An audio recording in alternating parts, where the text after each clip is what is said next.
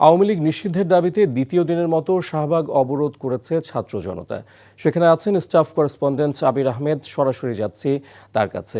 আবির, শাহবাগের পরিস্থিতি এখন কেমন দেখছেন আর অবরোধকারীরা কি বলছেন?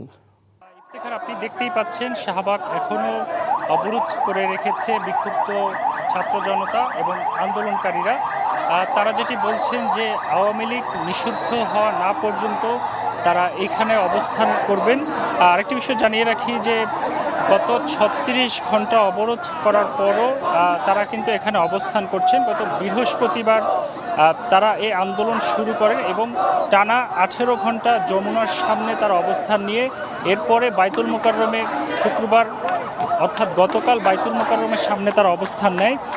এরপরে কিন্তু বিকেল থেকেই তারা এই শাহবাগে অবস্থান নিচ্ছেন এবং তাদের দাবি গুম খুন হত্যা, শাপলা চত্বরের হত্যাকাণ্ড এবং পিলখানার যে হত্যাকাণ্ডে যে চালিয়েছে আওয়ামী লীগ, তার জন্য তারা এই আওয়ামী লীগের নিষিদ্ধ দাবি করছেন। এবং যেটি দেখেছি গতকাল যে বিভিন্ন রাজনৈতিক এবং অন্যান্য সংগঠনের যে নেতাকর্মীরা তারা কিন্তু অবস্থান নিচ্ছেন।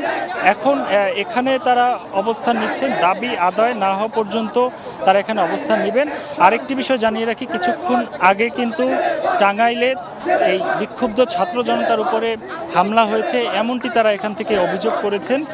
এবং তারা যেটি বলছেন যে এমন হামলা অনবরত চললে তারা আরও বেশি বিক্ষোভ করবেন এবং প্রধান উপদেষ্টার বাসভবন থেকে যদি কোনো আনুষ্ঠানিকভাবে কোনো আলোচনার সাপেক্ষে কোনো বিজ্ঞপ্তি না আসে এজন্য কিন্তু তারা ততক্ষণ পর্যন্ত আন্দোলন চালিয়ে যাবেন। এবং সকাল 11টার পরে কিন্তু গণ অধিকার পরিষদ তারাও আন্দোলনে নামবেন এবং প্রধান উপদেষ্টার সাথে 5 সদস্যের একটি প্রতিনিধি দল তাদের সাথে আলোচনা করার কথাও রয়েছে। তো শাহবাগ থেকে আমার কাছে এটি ছিল এখন পর্যন্ত সর্বশেষ। ইফতেখার।